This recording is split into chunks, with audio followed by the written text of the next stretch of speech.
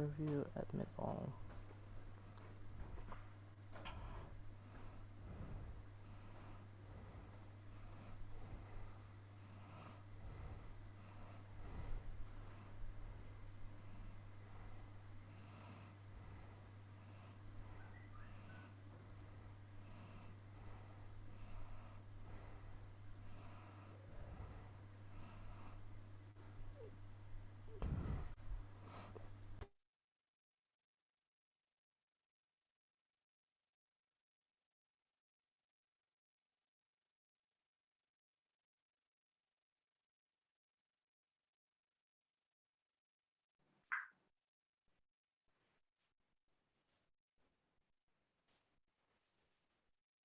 Bismillahirrahmanirrahim. Dear participants, we'll be starting in 2 minutes. A gentle reminder to all Zoom participants to mute your mic to minimize distraction during the session, and Zoom attendees as well. Can you please kindly switch on your camera? Thank you. Stand by.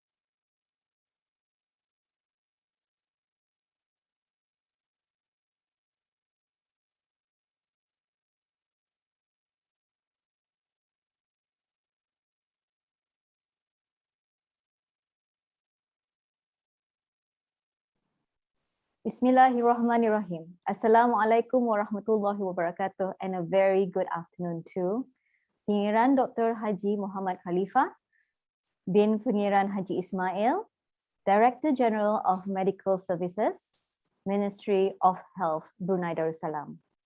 The guest of honor for today's event. Our special guest, Yang Berhormat Dayang Khairunisa binti Awang Haji Ashari, Member of the Legislative Council, Yang Mulia Agnes Johnsgard Lewis, Managing Director of Brunei Shell Petroleum, Yang Mulia Captain Haji Halikhan bin Haji Asmakan, Chief Executive Officer for Royal Brunei Airlines, Yang Mulia Sean Hun, Founding Curator of Global Shapers Community, Brunei Darussalam, Event Director of Brunei Darussalam World Mental Health Day 2021, Yang Mulia Dayang Hajah Nur Ajlin Uminatul Hafizan binti Haji Alimas, Founder of Cure Heart, Counselor at Clarity, Mental Health and Addiction Coach, participants, organizing committee, event partners, supporters, sponsors, and media friends. My name is Sriyani Hipni from one of the Toastmasters clubs in Brunei, and I am delighted to be your MC for today. Welcome to the closing ceremony of Brunei Darussalam's World Mental Health Day and the final forum entitled COVID-19 and the Fragilities Unmasked. Today is an accumulation of 3 weeks events, of forums, workshops, and support groups, all carried out to highlight the importance of mental wellness and how it impacts our community and what actions can be done. Whether you have joined any of the previous events or just joined in today, we hope that you will enjoy this session and we'll be able to bring back useful lessons and reflections to help you move forward and positively in these challenging times. To bless this closing ceremony and forum, we would like to invite Yang Mulia Ustaz Faris Rizal bin Ali for the recital of Surah Al-Fatihah and Doa.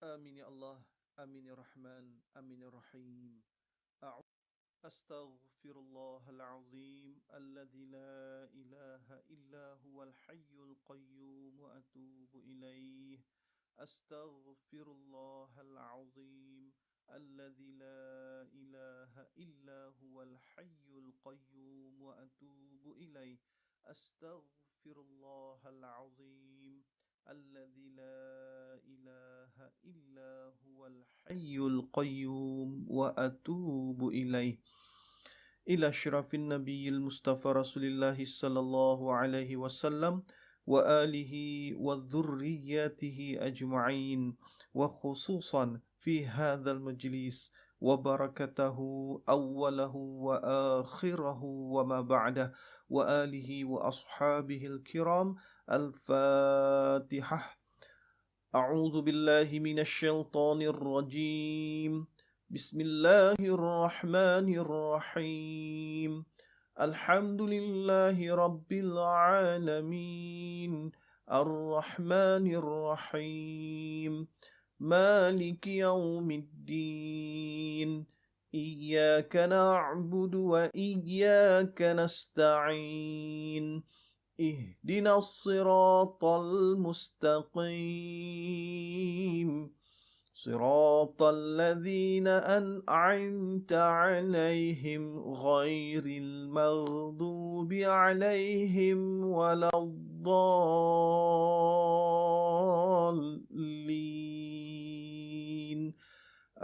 آمين.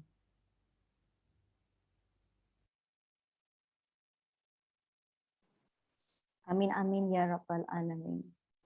To begin this event, let us hear from the event co-director, Shami Zulfadli bin Abdullah, alias Mim Sidi, curator of Global Shapers Community, Bandar Seri Begawan.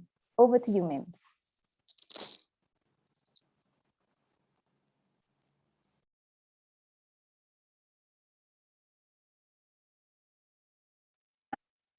Bismillahirrahmanirrahim.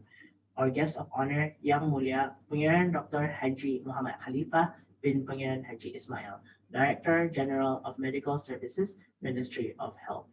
Our special guest, Yang Berhormat Dayang Hairunisa binti Awang Haji Ashari, Member of the Legislative Council and the President of Brunei Youth Council. Yang Mulia Agnet Johnsgord Lewis, Managing Director of Brunei Shell Petroleum. Yang Mulia Captain Haji Khalid Khan bin Haji Asma Khan, Chief Executive Officer of Royal Brunei Airlines. Yang Mulia Sean Moon, Founding Curator of Global Shapers Community, Bandar Seri Begawan. Event Director of Brunei Darussalam World Mental Health Day 2021. Yang Mulia Dayang Hajah Nora Jalin Uminatul Hafizan bin Haji Alimas, Founder of Pure Heart and Counselor at Clarity. Participants, organizing committee, event partners, supporters, sponsors, and media friends. Assalamualaikum warahmatullahi wabarakatuh. And a very good evening.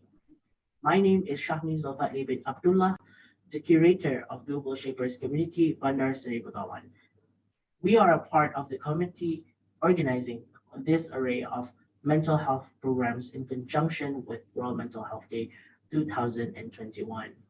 It has been such an honor for our shapers and myself to be part of this momentous event. We have successfully run 7 workshops, 7 support groups, and 3 forums for 3 consecutive weekends with a collective engagement of 1,353 participants.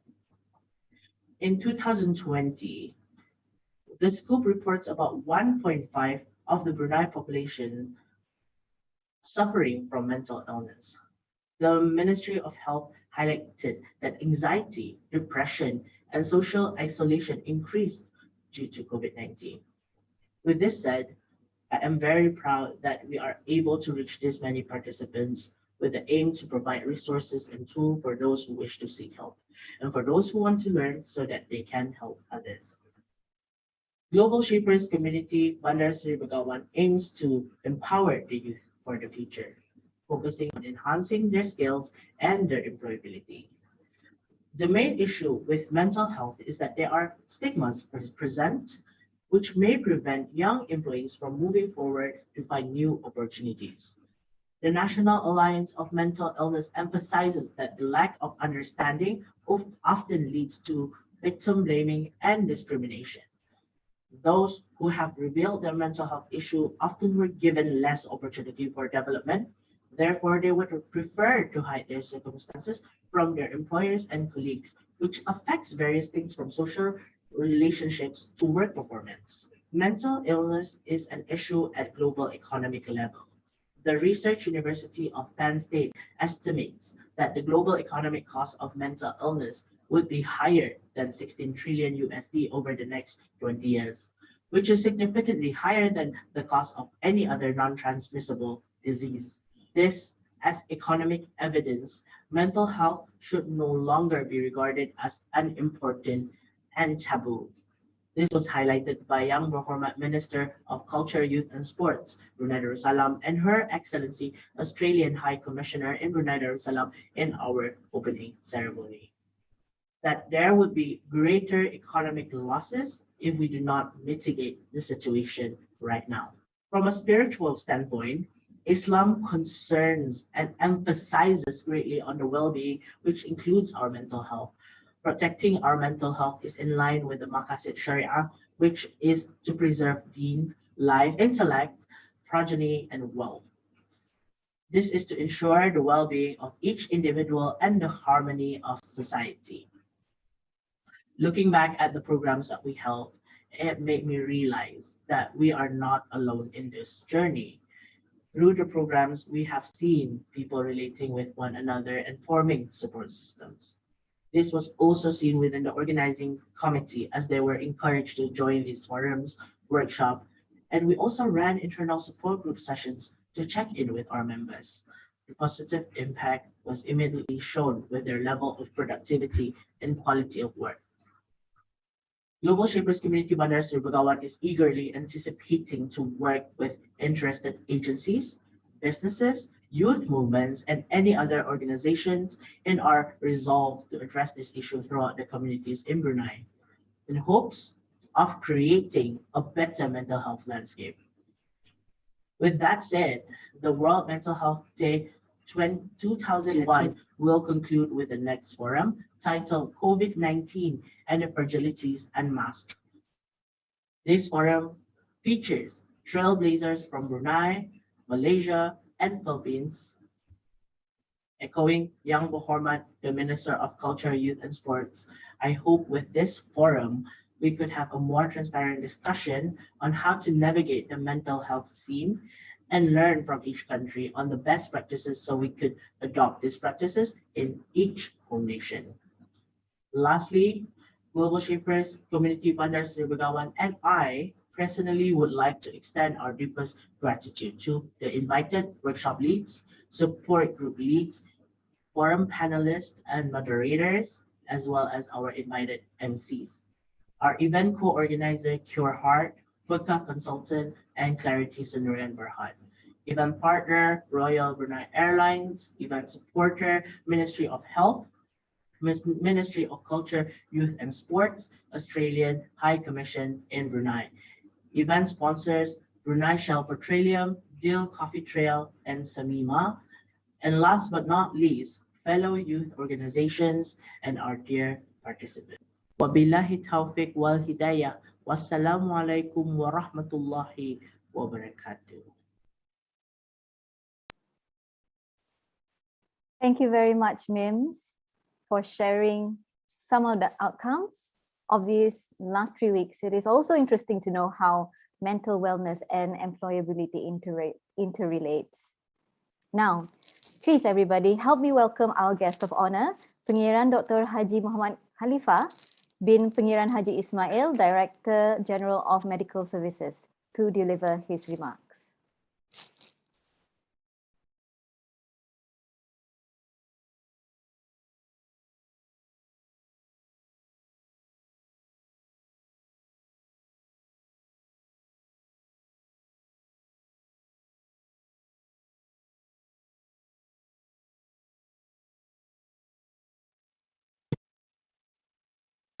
Bismillahirrahmanirrahim. Alhamdulillahi Rabbil Alamin. Wassalatu wassalamu ala ashrafil anbiya wa mursalin Sayyidina Muhammadin wa ala alihi wa sahbihi ajma'in. Assalamualaikum warahmatullahi ta'ala wabarakatuh, and good morning. First of all, I would like to express my deepest gratitude and syukur to Allah subhanahu wa ta'ala for all his blessings, including being granted good health and the good fortune to be able to submit this video recording for all of you today. On behalf of the Ministry of Health, I would also like to express appreciation to the organizers for the invitation to welcome you to this virtual forum to mark World Mental Health Day. The Ministry of Health is keen to support mental health awareness, and we are grateful for the organizers who have prepared an interesting and informative program. Ladies and gentlemen, as we all know, the whole world is facing huge challenges due to the spread of the COVID-19 pandemic. As citizens and residents of this country go through a difficult time together, looking after our mental health has become a government and social priority. The World Health Organization, WHO, estimates that 1 in 4 individuals will experience a mental health problem in their lifetime. The rates of mental health problems are likely to increase significantly during a crisis such as this. World Mental Health Day is an annual global initiative to raise awareness of the importance of mental health. This year, the theme for the event focuses on overcoming inequality and providing mental health to everyone who needs it. This is a timely aim as the existing inequalities between people have become more apparent due to the devastating effects of the pandemic.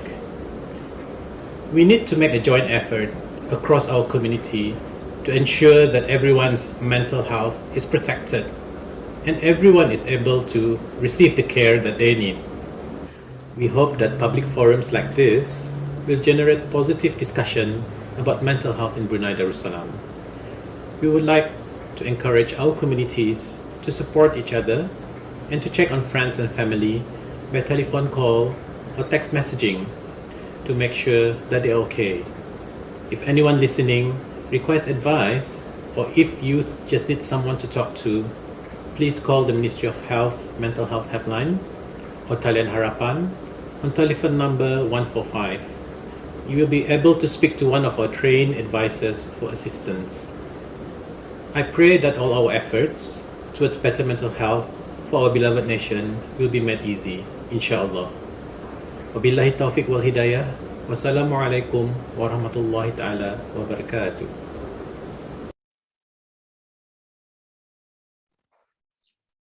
Thank you, Pengiran Dr. Haji Muhammad Khalifah, for your speech, support, and time.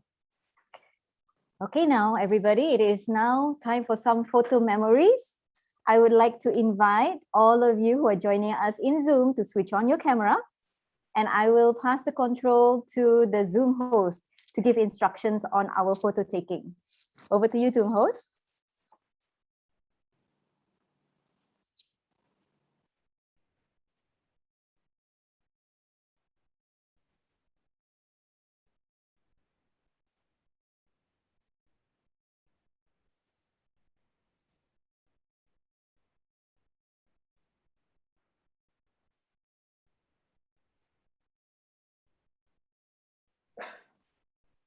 Okay, everybody smile. Wait for the count of 3. Okay, hold on, yeah. Okay, page 1, ready, 1, 2, 3. Okay, hold on, eh. Okay, for page 2. Okay, ready, 1, 2, 3. And then page 3. Hold on, yeah. 1, 2, 3. Okay, thank you. Okay, thank you. All right, everybody, we've taken our pretty pictures. It's almost time for us to start, right? So even though we're at our own homes, I'm happy to share with you, you know that we are among friends and company. There are those of us who are in Zoom, but also don't forget there are also those joining us through the YouTube live as well. So it is time to start the forum that you have all been waiting for, entitled COVID-19 and the Fragilities Unmasked. With that, I would like to introduce your moderator for this session. She is an edutainer, alumnus of Global Shapers Community, One Young World Ambassador 2021, team leader, and she is the founder of Project Assalamualaikum, and most notably, she is the 2019 National Youth Leader Award recipient. Help me welcome your moderator, Yang Mulia, Pengiran Salimatul Sa'da, Pengiran Saleh. Over to you, moderator. Thank you, Ms. Yani. Bismillahirrahmanirrahim. Assalamualaikum warahmatullahi wabarakatuh. And a very good afternoon to all our esteemed panel speakers, participants, ladies and gentlemen. Thank you for still staying with us after the closing ceremony. My name is Pengiran Salimatul Sa'da, and I will be your moderator for the finale forum of the 3-weekend program in conjunction with the Brunei Darussalam World Mental Health Day 2021. For this final forum, we will have panel speakers from across the region to talk about COVID-19 and the fragilities unmasked. This session aims to explore our mental health systems and address whatever fragilities or challenges that have emerged before and after COVID-19, particularly for those most vulnerable. So we'll be covering 3 themes. The first one is identifying the vulnerable groups. And then secondly, we'll unmask the fragilities in the mental health system under the COVID-19. And third is to compare and devise best practices and potentially best solutions in resolving mental health challenges for the vulnerable groups discussed previously. Before we begin the session, I would like to remind participants that you are more than welcome to be as interactive as possible.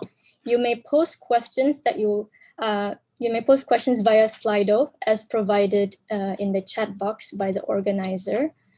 And then you can also make use of the chat box to share your thoughts or comments, and even make use of the reactions button to share your emotions. I would also like to remind everyone that the session will need to end at 7 p.m. sharp to make time for Maghrib prayers, inshallah. If you are clear with everything I've mentioned, please press 1. Just want to see if everyone is awake and ready for this session. All right, awesome. Okay, without further ado, allow me to introduce our amazing line of speakers. Our first speaker is a counselor, mental health and addiction coach, and is also an active motivational speaker. She has worked with adolescents, teens, adults, couples, and families involved in the Department of Child Services and Juvenile Probation, JAPEM and KRK. She has experience in the areas of divorce, depression, anxiety, PTSD, stress, incest, infidelity, employment issues, and in working with persons who have experienced trauma such as sexual and or physical abuse and neglect. She has an appreciation in working with couples and parents to resolve family and relationship issues that may require therapy. Hajah Nora's counseling approach is CBT or REBT. emotion-focused therapy, and solution-focused therapy, among other modalities. She is the founder of Cure Heart, counselor at Clarity's mental health and addiction coach. Please give a round of applause to Hajah Norajlin Uminatul Hafizan binti Haji Alimas. Hi, Assalamualaikum Hajah Nora, how are you? Waalaikumsalam. Thank you so much, Salimatul. Thank you for joining us. Okay, next, our second speaker is a consultant psychologist for InTouch Community Services Incorporation and is a part-time in the faculty at De La Salle University's Psychology Department and Dean of the School of Graduate Studies at Manuel L. Quezon University. In her private practice, she is both a registered psychologist and a registered guidance counselor. She specializes in psychological assessment, adult issues or mental health interventions, facilitating life transitions, premarital, marital, family, and career counseling. She was recently certified as one of the 3 Filipinos with a master trainer level in mental health facilitation by the American National Board of Certified Counselors. She is the consultant psychologist of InTouch Community Service Incorporation from the Philippines. Please give a warm welcome to Dr. Maria Cristina Esquivel Saldivar. Hello, Dr. Maria Cristina. How are you today? Hello, good afternoon. It's such an honor to be joining and to have been invited to speak for your World Mental Health Day. And congratulations, everyone. I know you've been working really hard in the past few times and days in the celebration. And thank you again. Good afternoon. Thank you, Dr. Christina. Definitely an honor to have you as well. Next, last but not least, our third speaker has become a lecturer in the Department of Counselor Education and Counseling Psychology, Faculty of Educational Studies, UPM since 2006. She is actively involved in various research projects, especially those related to marital, couple, and family counseling. She also led research on counseling supervision and post-traumatic stress disorder among flood victims. She has been consistently done research on practice of Islamic psycho-spiritual approach, a unique approach for Muslim clients. She has presented her work in Family Counseling Institute, Oxford University, in Cambridge University, and in Washington, D.C. She's currently a board member of Director LPPKN in Ministry of Women, Family and Community Development. She is currently the president of the Association of Muslimah for Nurture and Advocacy, and Health Culture Cluster for Education and Training for Maya Yadim under Ministry of Religious Affairs, Department of Prime Minister, Malaysia. She is from the Department of Counselor, Education and Counseling Psychology, Faculty of Educational Studies, University Putra, Malaysia. Please give a round of applause to Professor Dr. Siti Aisyah Hassan. Hello, Assalamualaikum, Professor Dr. Siti Aisyah. Waalaikumsalam warahmatullahi wabarakatuh. Are you ready for today's session, Professor Doctor? Yes, I am. Alhamdulillah, yes, I am ready. Yeah. Okay. Now let's move straight to our topics since we don't have much time. So we are aware that the pandemic has challenged mental health caused by isolation, anxiety, abusive households, toxic work cultures, further unmasking the fragilities within the mental health system, particularly for those most vulnerable. So my question for all of our speakers, the first question for today is, who are the most vulnerable groups to mental health challenges in your country, and why are these groups very vulnerable? Perhaps we can start with Hajah Nora first. Okay. Thank you so much, Salimatul. And also thank you so much, Professor Dr. Siti Aisyah, for being here with us today. And also Dr. Christy. Yeah. All right. Of course, when we say about, we have a different countries today from Philippines and Malaysia, I can't really say who are the most vulnerable. For me, everyone is vulnerable, okay? Everyone is important. But significantly, the most vulnerable is someone who attempted suicide. Okay, an individual who do self-harm for many years, and also people who experience trauma.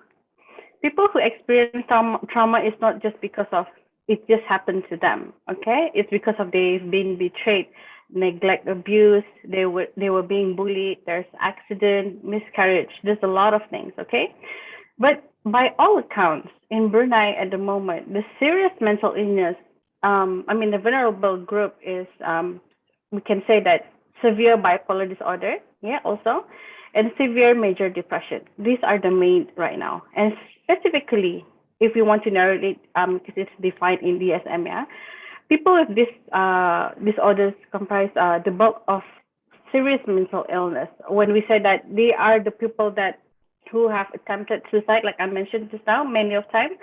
So therefore, right now,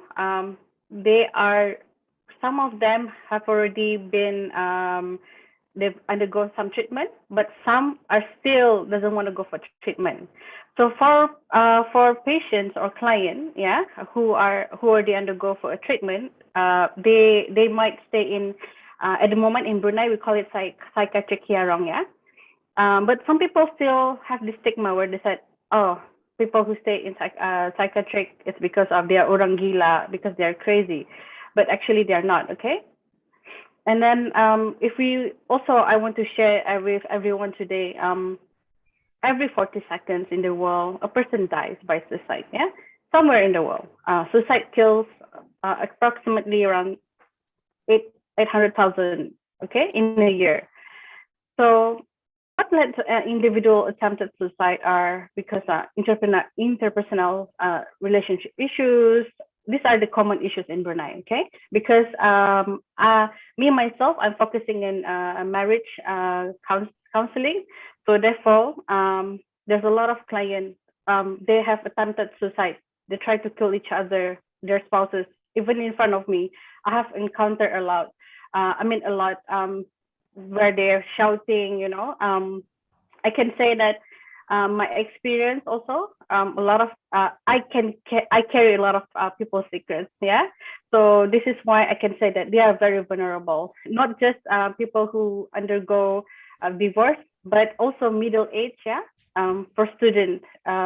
But at the moment in Brunei itself, I can share it's more into relationship issues. So yeah, that's all from Brunei itself. Maybe Prof or maybe Dr. Christine would like to share, yeah, from the countries as well. Thank you. Thank you, Ajanara. Yes, maybe perhaps Dr. Christina, but can share if there are any difference in the groups, the vulnerable groups in the Philippines. Thank you for that. Yes, Dr. Hajanora's sharing is quite similar in terms of the kind of mental health challenges that our Filipinos are also experiencing. And maybe just to add to what has been shared is that since we know that the Philippines being an archipelago and that we have basically more than 7,100 islands comprising the Philippines. Therefore, the most challenge we have right now, other than the kind of mental health challenges, is really the access to the mental health, quality mental health services. Like any of our practices in many of our cultures here in the region is that we're very collectivist in our mindset, meaning when we have problems, we have family, we go to friends, we have people who can help us and we share that with them. But in terms of professional help, there's actually a very big dearth in terms of the availability of professionals who are able to really offer the right and the exact professional help to those who need it. So many would really go by their lives not really not understanding what their mental health challenge is. For some people, they remain with an undiagnosed mental health illness and they go about it and it only gets detected when it's already complicated, it's already severe, that they're not able to function anymore. So I guess that's one of the biggest challenge we have right now. If you look at the kind of setup we have with having so many islands comprising the Philippines, we are an archipelago of 7,100 plus plus islands, and you only have less than 7,000 professionals. Both licensed psychiatrists is less than 1,000. We're looking at around 700 people, 700 psychiatrists or less who are practicing right now. And these are they're mostly centered here in Manila. I'm in Luzon, I'm in the National Capital Region, and we are in the city. Many of the professionals are practicing here. That also goes to say, even with the less than 6,000 counselors and psychologists who are licensed to practice are also mostly practicing here. So service towards to those who are already outside that of Manila, meaning in far-flung regions, in the outskirts, in the barrios, have very little access to professional help, and they try to wing it. They try to many of them don't even recognize that. And very strong also is the stigma on mental health. And I agree also with Dr. Hajanora when she also mentioned that I guess it's also the belief that if they seek help to a professional, is that they're already labeled as crazy. So there's still that kind of attitude. So there's that. No, I'm talking about the physical layout of the Philippines. You have the islands, you have the shortage of professionals and access to quality professional help. Plus, of course, the stigma of on mental health. That's what I have. Thank you, Dr. Christina. Perhaps for Professor Dr. Siti Aisha, since you are an expert of marital, couple, and family counseling, just to tap on what Hajanora mentioned about, those who are vulnerable are those who are tend to want to commit suicide, people experiencing trauma, depression. So maybe you can share on why are these groups most likely, like what are the causes of these mental health illnesses such as depression, wanting to commit suicide, from your experience? Thank you, Doctor. Yeah, thank you. Thank you. Such a very, very good questions. Okay, I would like to respond on Dr. Christy and Hajanora on the relationships problem. Yes, we noted that especially in Malaysia and everywhere else in the world where domestic violence increased during this pandemic situations. And this is very logic, whereby they are trapped in the house, they are trapped in their home, where it's already in abusive relationships, and therefore the rate is increased. It is a very logic mathematics, very simple logic going there. And the question is, who are the most vulnerable? Research indicate that, and similarly happen in Malaysia. In Malaysia, we call it B40, M40, and T20, the bottom 40. The bottom 40% of Malaysia who are are considered as the least income, right? And then the middle, M40, in the middle income. These are the two groups are most vulnerable, but definitely B40 is the most vulnerable. Because of their income, we understand that this B40, they do not have a consistent income, whereby their income is based on some odd jobs, daily jobs, based on what we call here in Malaysia, we call this makcik kia stall, where they sell their goreng pisang. If you understand what I'm talking about, they're selling their fried bananas and things like that nearby their home on the street. There are people like that who are B40, definitely they are very much impacted in terms of income, and definitely when you have a very, very poor income, your mental health definitely will not be in good state. And also M40, whereby they have a very limited income, and some of them working 2-3 jobs, and with this pandemic they cannot go out of their home, so they maintain with one income. And every kids having class from home, and if they have 5-6 kids and they only have one laptop, one handphone, how can they survive? So this group are most vulnerable. Maybe this is not a problem that much in Brunei, I believe, but these are the reality in Malaysia. This B40 and M40 are the most vulnerable. And in terms of age group, who are them? The age group, the most vulnerable, if you can see there, somehow it's not here in the slide, but we can see here on the left of that, the most affected are the one that is age university students, all right? 18 to 24, all right? Right? These are the most vulnerable. They are in this age whereby many challenges happen to them in terms of psychologically. They are identifying their interests. They already have anxiety.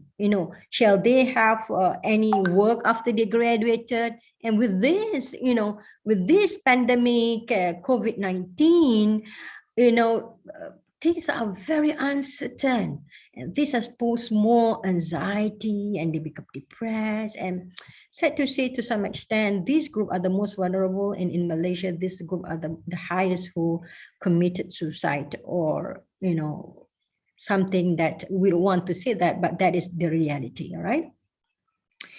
And then as you see, as the age goes higher, I mean, you become older, the age of 35, and let me check my slide. I cannot see exactly. All right.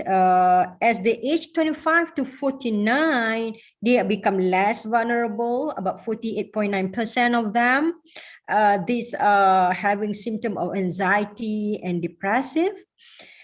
And then as the age go by, about 39%, about 50 to 64, and definitely the least affected are those 65 above.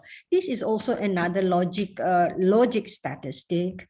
At the same time, I'm teaching statistic. So this is a very logic statistic whereby as you get older, either MCO, pandemic, 65, you stay home anyway, all right?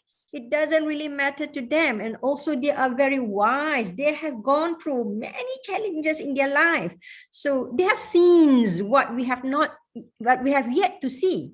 They have experienced what we have yet to experience. So these people, they are very stable, they are very calm, because they have experienced a lot. So this one, not only that they do not move a lot, going outside, socialize, and it's not that much of their concern, but also with wisdom, life experience, the 65 and above, they are most stable. All right, you can see that at the age of 50, 64, they are also stable, and they are less vulnerable, or less become anxious and anxiety and depressed with this pandemic situation. But as I said, the most vulnerable are the one at age of 18 to 24. This is what research has been done abroad, and also in Malaysia, we found a similar studies reported about the same statistic. That's all what I want to share for who are the most vulnerable groups. Thank you for the questioning. Thank you, Professor Dr. Siti Aisyah. Coincidentally, our audience here, I realized the demographics are also among that age, actually, around 18 to 24 years old, because we have a lot of students here as well joining us. If you are within this age, or if you are a student, press number 2. So at least we get to know how many of you are students here or within that age range. So I hope that this session will be helpful for you as well to learn from, especially from our speakers. We don't usually get regional speakers like this every day. Okay, so we've already talked about the vulnerable groups, and we can see similarities between the 3 regions. Now maybe we move on to the second sub-theme, talking about the fragilities and how it has been addressed. So, Dr. Christina, you actually mentioned about the challenges of the mental health system in the Philippines, and that's one of them is about access to mental health services. So, other than access to mental health services, what are the other challenges faced by the mental health system there in your nation? And what is halting the mental health system from establishing the needed improvements? Mhm.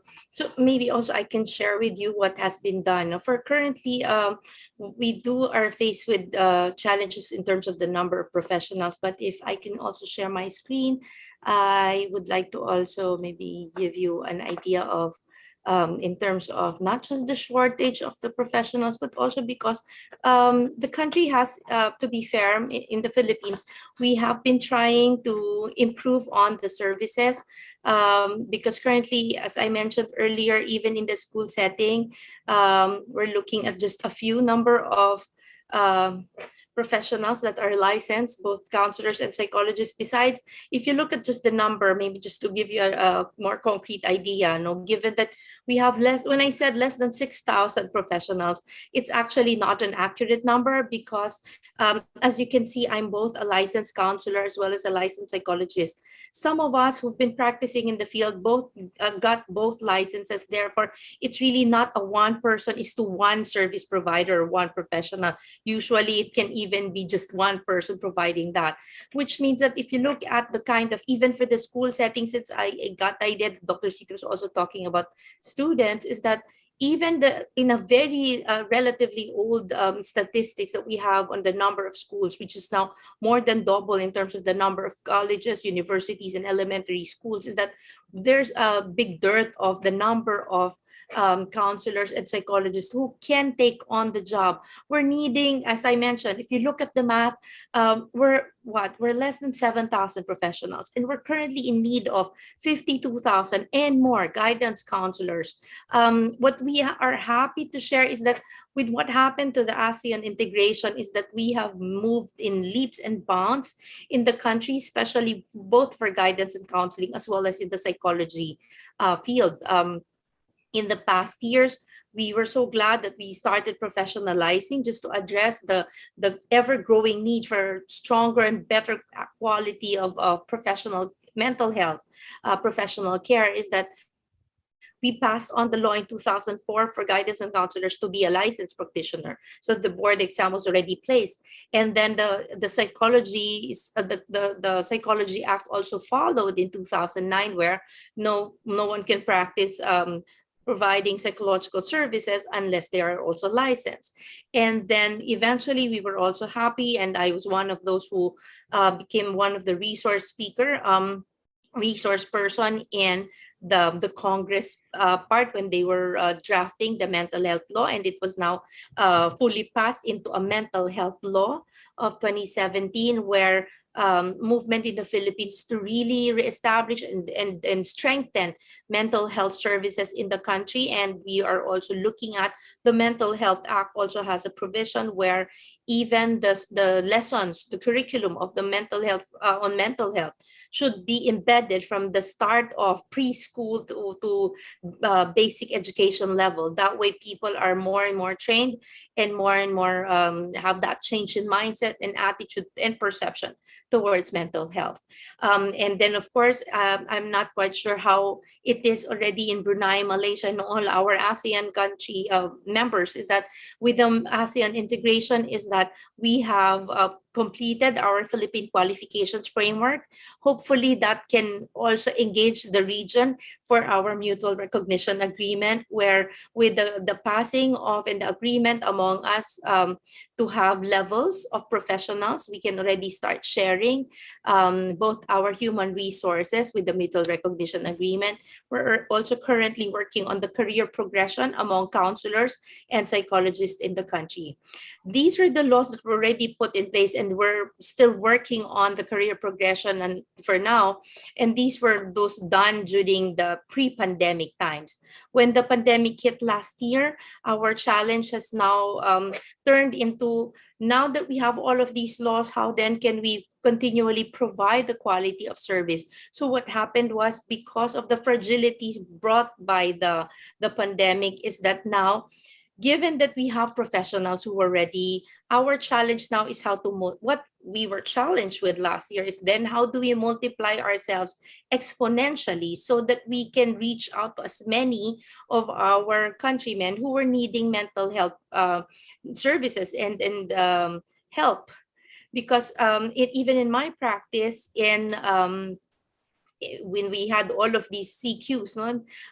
We had the quarantine phases in the country. We were actually faced with so many fragilities last year, from the Taal volcano eruption to several typhoons that hit us during the pandemic. When we were on lockdown, we had to bring people to campsites so that we can keep them safe during earthquakes and different other calamities, and as well as, typhoons are calamities also. So what the country did as a part of multiplying ourselves as professionals is that we started training. Many of those who were licensed professionals were invited by different local government units to give trainings to community volunteers.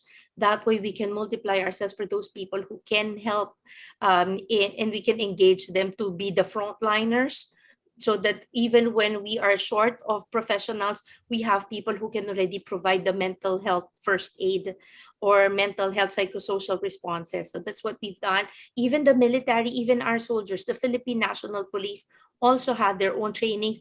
They had to pull in all their psychology majors who were soldiers, who were policemen, and they did the trainings for the policemen to be trained on how to handle mental health responses. So basically, that's what we've had in the country so far, given the many challenges we've had in the country. I hope that helped. Thank you. Thank you so much for the insight, you. Dr. Christina. I really like how, trainings are also given to frontliners such as police, even soldiers. And that's something new.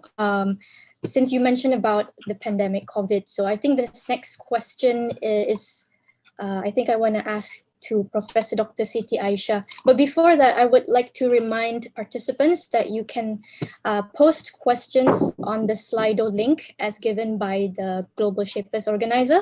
So please do ask questions. Okay, I see one question already, Karang Ay Asa. So the question for Professor Dr. Siti Aisha, what has been done to support the mental health of COVID-19 patients, related families, and healthcare frontliners in Malaysia? Okay, thank you. I just would like to share some of my personal experience and my colleagues and my friends who are concerned about these victims of pandemic COVID-19, for the patients or clients, related families, and healthcare frontliners. So we started with approaching ministries and approaching the public via, you can see on the left is I was on radio, and we form alliances of NGOs. Like we need to work together. NGOs, various NGOs has to work together to help these patients. Every day we heard news, parents die, and those kids they live by themselves.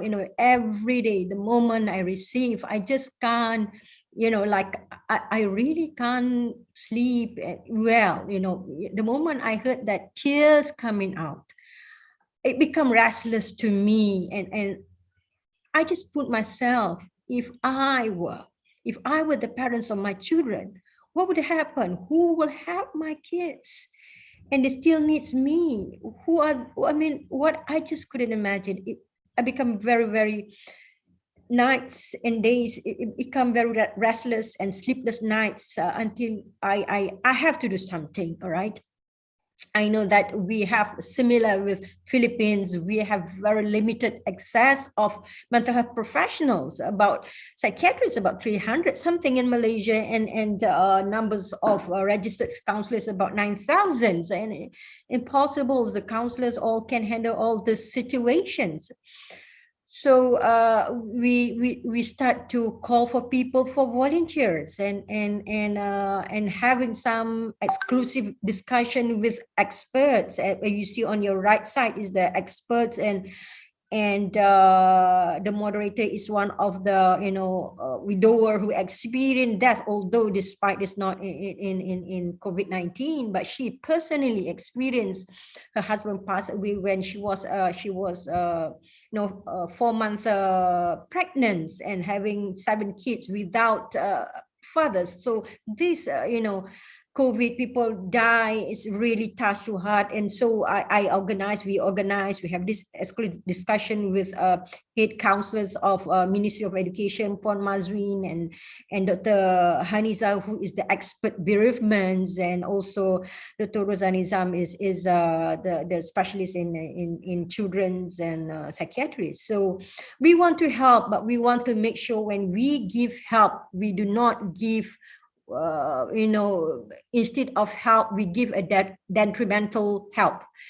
Like we have the second wave of trauma when first they have trauma of losing their parents, and then they have a second wave of trauma because everybody give this, what we call it, derma kilat. For Dr. Christie may not understand what is derma kilat. It's something like when you have something, everybody pack something and give bomb, and they have a lots of supplies, and and then suddenly everybody quiet. They will experience another wave of trauma. So I do not want, especially. So I want people, when we help them, we want to give the best. We don't want to give any detrimental help. We want to give a supportive help. So before we do anything, before we help, we have to have knowledge. We need to listen from experts. I am a counselor, but I'm no expert in bereavement.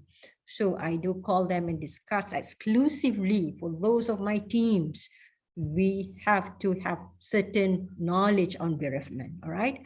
Then after we have that, and then we start to work with a government, Yadim is the Ministry of Religions, and we want to help those, and then we give trainings. Again, we give trainings to helpers, because we know that professionals is not enough. So for the first responders, all right, we need to help them. And some students, counseling students, they can help. They have some basic skill, and they can start help those, especially those fellows, friends within their contact. They will be a good source of help with some skills or knowledge that we provide them. We hope that when they help their friends, they help in a very, very beneficial outcome that we'll have, inshallah. So this is what we have done so far. Thank you very much, Professor Dr. Siti Aisha. It's really nice to see how the ministries are also working together in addressing the COVID-19 affected families and frontliners. Just to mention, just to remind everyone that the Maghrib prayers, Azan, will start in about 5 minutes. So we will have a short break. For now, I think, Mims, can we have the short break now, or the organizer?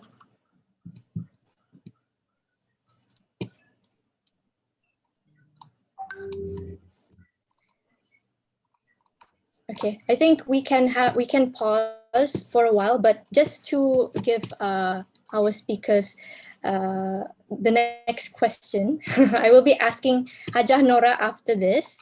Okay, so Hajah Nora, I will be asking you about how have your organization provided support for the vulnerable groups that you discussed in terms of counseling or other psychological support. So that's the question for you. And then also, just to prepare Dr. Christina as well, we have a question from our audience. So the question is, I had a call with my friends from the Philippines. They say that Facebook has bots diagnosing mental health illnesses now. What is your opinion? So we can get back to those questions after the break. Okay, thank you so much, everyone, for your attention so far. I hope it has been very insightful. We'll be back after the Azan.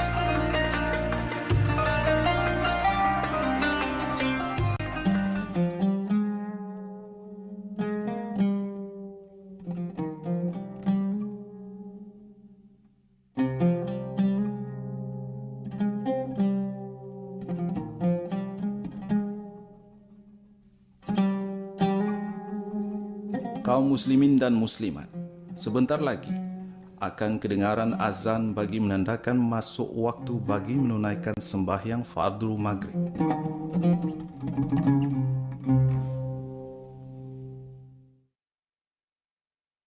Allahu Akbar, Allahu Akbar.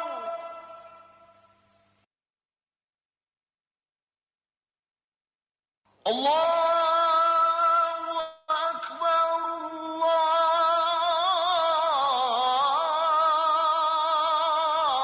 Allahu Akbar.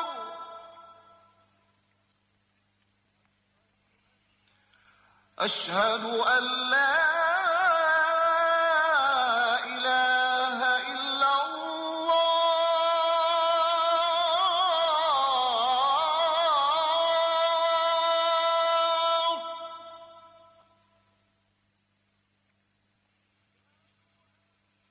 أشهد أن لا إله إلا الله.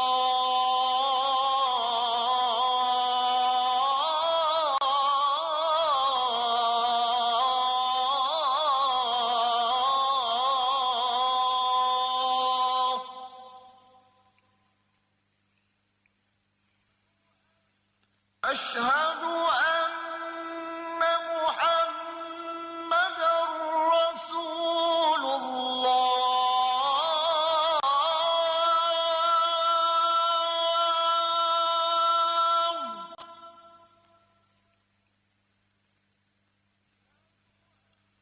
أشهد أن محمدًا رسول الله.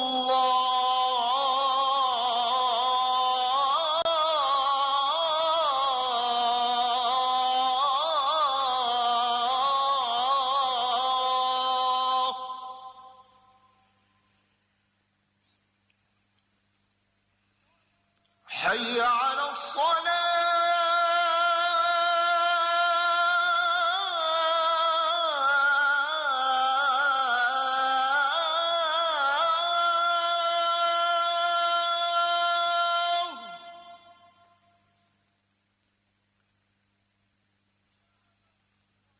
حي على الصلاة.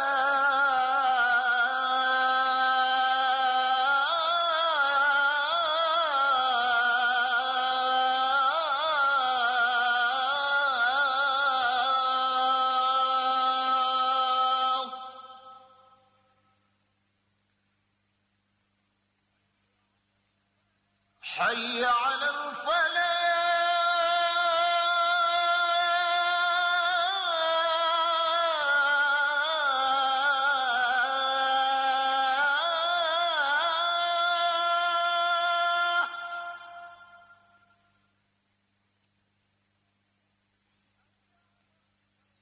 حي على الفلاح.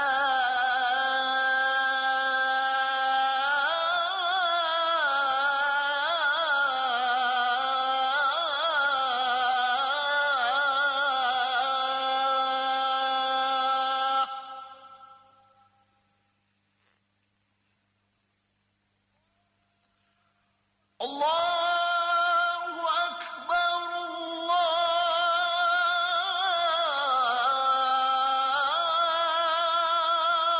الله أكبر. لا إله إلا الله.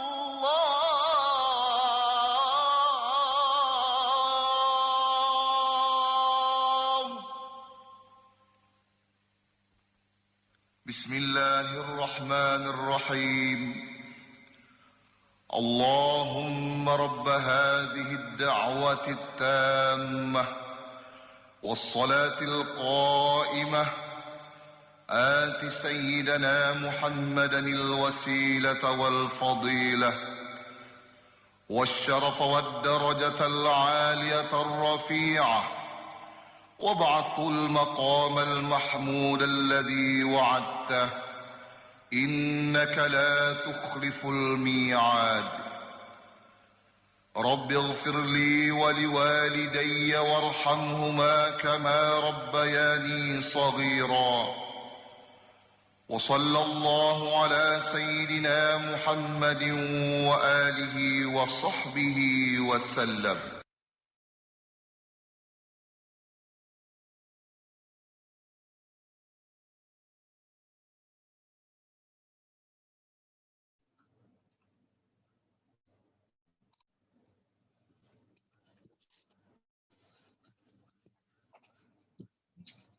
We will begin the session in about 2 minutes to allow those who might have, toilet break to come back to the session.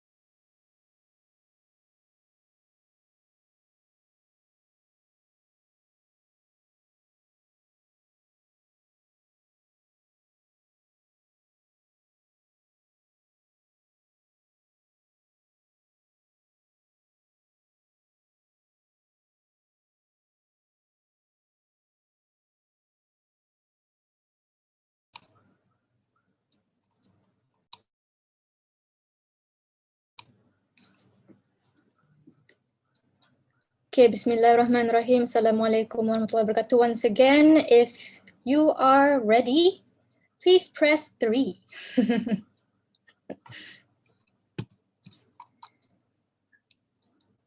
Thank you.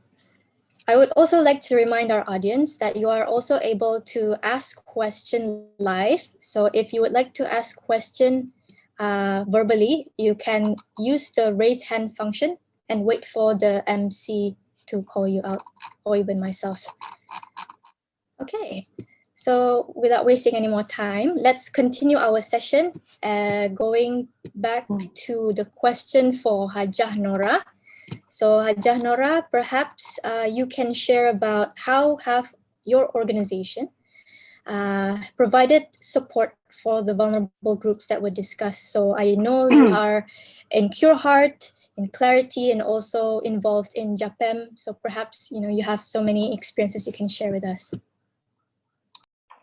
Okay, before I touch on that one, I would like to share, I'm actually really touched, when Dr. Christine and Professor Dr. shared that they have like 700, 900 of counselors and psychiatric, but in Brunei, we actually only have maybe like 100 or maybe even less than 100 actually.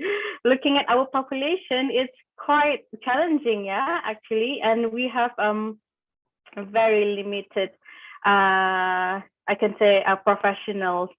We do have some counselors, even psychologists, but I can say probably like 10 or 20, right? Okay, so in Brunei, we have 145, okay, where our people can reach a psychologist for free, without charges. It's only one click away. You can call 145, one-to-one session. I believe right now they're on hold, but I think yesterday they mentioned that they will resume in 2 months' time. Yeah, and also we have Alistair, okay, Alistair from Relate Counseling. But the charges around $60 per night. And also my team in Clarity, we have Mr. Todd, we have Dean, we have Dr. Julian, we have Agnes and Nashiha and myself, and our charges will be around $90 to $150 per hour. And of course, we also have Team Pure Heart, where at the moment, starting next week, we will be giving out a free one-to-one session, okay, to our community, where we have in Pure Heart and Pekaya. We're basically in the same team. We have Twandini, we have Ustaz Farizal, we have Cigu Nurhayati, Cigu Suzy, Cigu Suzy Lawati, and Suziana. There's a lot of Suzy there. And also Amalina, whereby we will be giving out one-to-one sessions starting next week until November to help out our community during this pandemic. But of course, we also have charges between $70 to $90. All right. Of course, it's very challenging when we have a limited professionals. That's why we try to learn how best to help people who are suffering from anxiety, depression, especially the vulnerable group, as I mentioned just now, the one who attempted suicide before. Me and my team, we have created a number of programs. This is one of them, okay, World Mental Health events. We provide workshops, we provide support groups. There's a different methods that we try to help our clients with mental illness, especially for those who attempted suicide. Why I mentioned this a lot of time, because I have been receiving a lot of phone calls, from my clients. They are so tired, they just want to end their life. So that is the reason why I want to tell everyone here that please share, if you're struggling, share with your families, share with everyone that you trusted, or seek for professional help. Okay, so it actually helps even though you just sharing. All right. And also, for those who knows myself, I have two offices, one in Kerong and one in my home area. I have an office out there. So I have a client who see me at night, especially who are not available during working hours or during the weekend. So this is to cater clients who are really need to see a counselor, because in MOH, they are not available during that night time. And then some clinics are not open at night. So I think I'm the only one who works at night in Brunei right now. So I receive quite huge amount of clients at night, not during this pandemic, okay? I mean, before the second wave started. So yeah, but of course, during this pandemic, I only see my clients using Zoom and also virtual. I also want to share with everyone that one-to-one session, for the counselor who knows, one-to-one session is not enough, okay? There's a lot of clients who meet me for months. They see me for almost 2 years, for 3 years, or even for five years time. They still see me. Like after 2 years time, oh, doctor, Janora, do you remember me? I want to see you. I think there's a relapse. I want to see you. All this thing. So this is because some individuals, they have difficulties of letting go. And then therefore there is a relapse when someone experiences trauma, abuse. I think I can say that in Brunei we have a lot of emotional abuse, and in marriage, doctor, I think Professor Doctor will agree with me on that one, So if they don't go for a treatment right away, the symptom usually start after 3 months, or sometimes they might not show up until years afterwards. So that's why only now that a lot of people say, oh, mental health is important, I need to seek for help. Now they then only know that it's important. So back to the question again, this is what we have been doing. We've been creating a lot of different programs. So I think we are also trying to work with MOH at the moment, because I have received a lot of clients from frontliners as well, because like I said, even in Brunei, in MOH as well, they only have like 2, 3, or maybe less than 10. So they share the stories about how they have to work in NIC, the QO, the quarantine, the isolation. So there's a lot of things going on.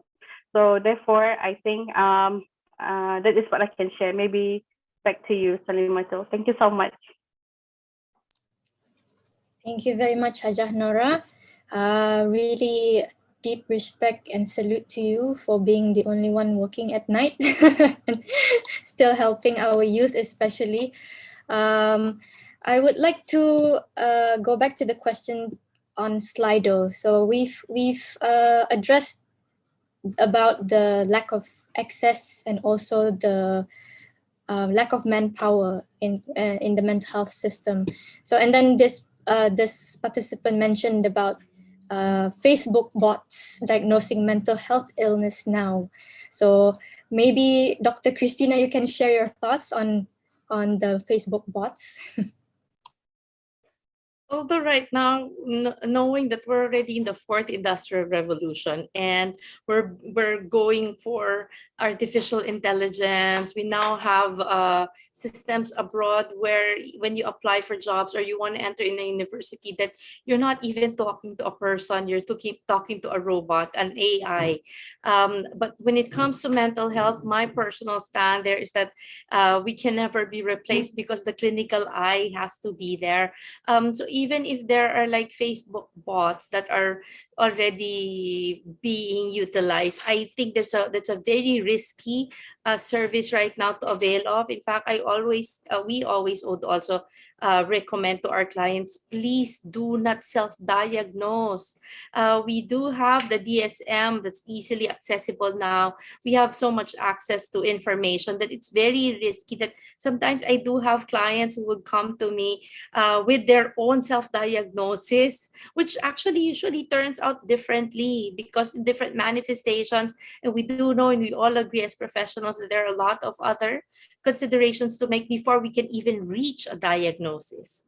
Therefore, and the comorbidities will also make it very challenging to identify and really give an accurate diagnosis of what the person may be suffering from, or if in the first place the person may not even be suffering from any severe mental health illness. It's a way for us to also see that you really need the right people who've been trained to do that before you can even, and that's why I am for now, I don't think the AI is that advanced enough for us to catch the humanness and the mental health challenges that we're experiencing right now. That's my stand. I guess I have my two other colleagues who's also going to agree on that. I think this is a very interesting question, especially since, like you said, some people tend to self-diagnose, and especially with the lack of manpower, maybe people are desperate to find the most immediate solution, right? So maybe we can open the floor to the audience if anyone wants to ask question live, because we also want to hear from you as well. Perhaps those who sent question on Slido can ask the question here. You may raise your hand or press number 5 on the chat box. Anyone? I think everyone is shy. There's someone. There's someone there. Haji Abuzar. Haji Abuzar. Haji Abuzar. Oh, okay. Haji Abuzar. Can you please introduce yourself? Waalaikumsalam. Please introduce yourself, where you're from, and your question, please. Okay, so my name is Haji Abuzar. I'm an entrepreneur and also one of the frontliners currently undergoing home quarantine order. So my question is on I think Dr. CT mentioned earlier about mental health for frontliners. I want to open up to all the speakers as to what has been done to tackle this. I think Haja Nora mentioned a little bit about how there's been an increase on frontliners for care on their mental health. But yeah, I think for Dr. Siti that she mentioned earlier about the mental health care for frontliners, what has been done for Malaysia, and maybe for Dr. Christine can also answer on her part. What has been done and how has it been working? Yeah, basically that's it. Thank you.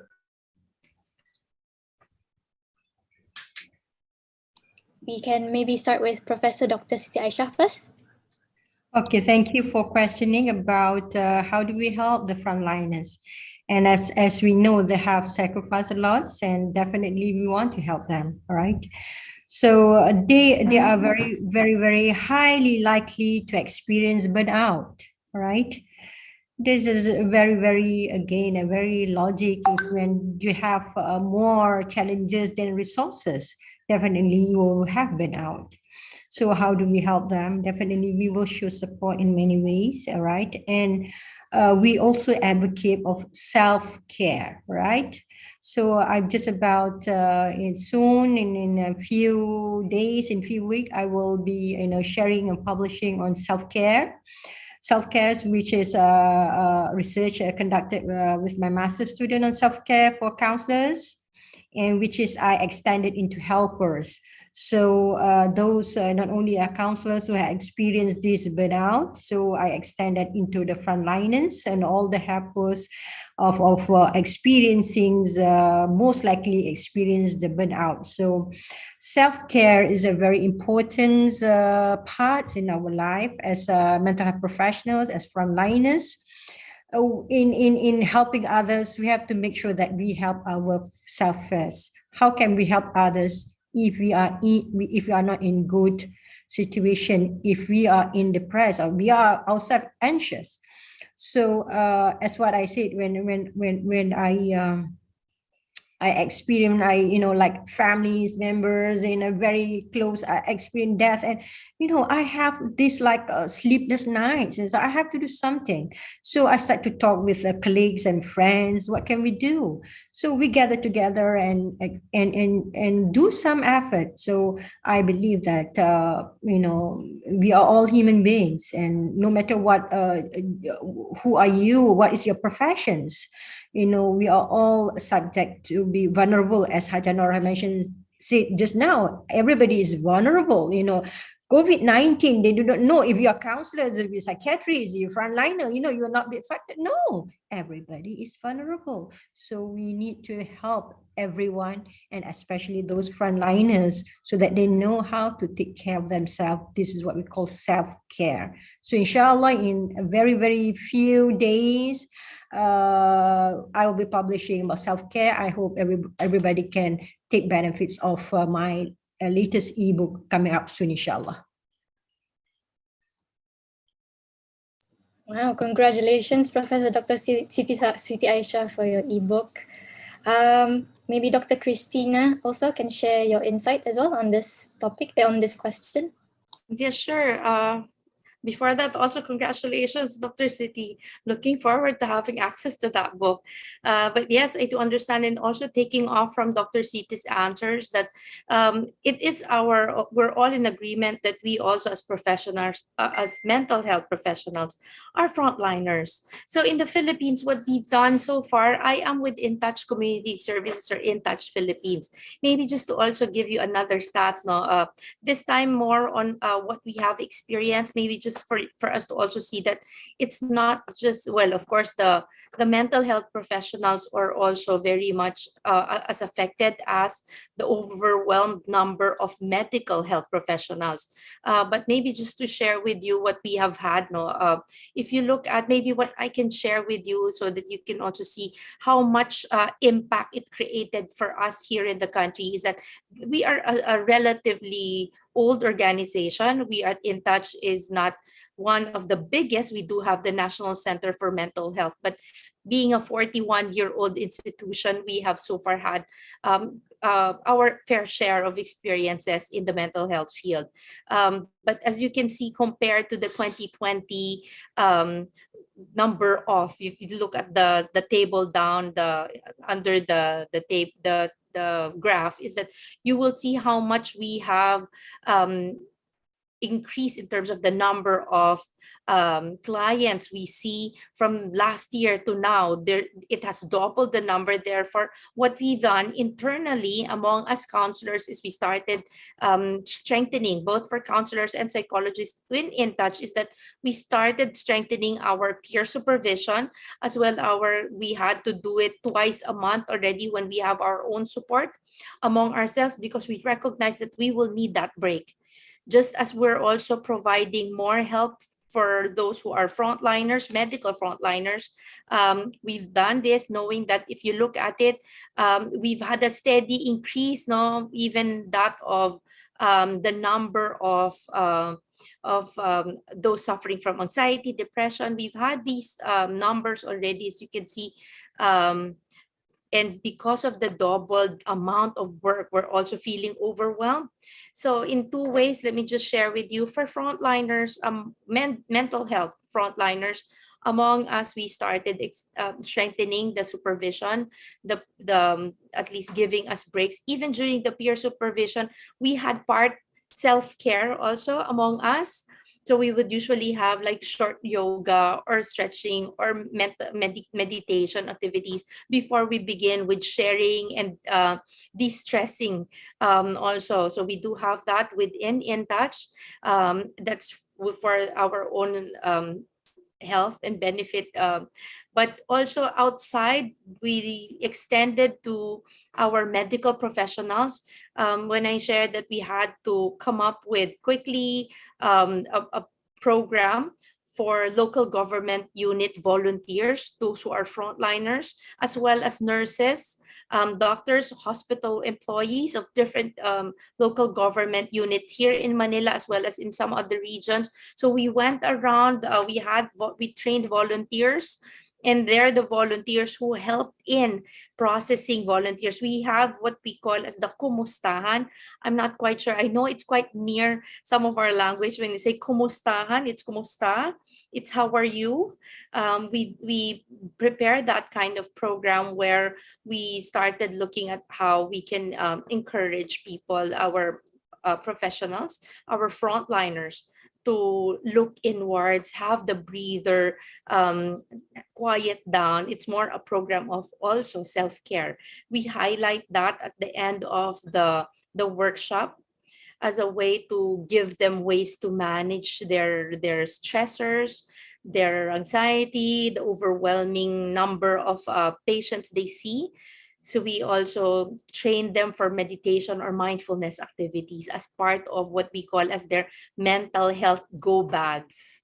Remember, if with there's calamity, you need to have your go bag. So that's what we also give them towards the end. It's a mental health go bag of meditation techniques, breathing, mindfulness, and self-care.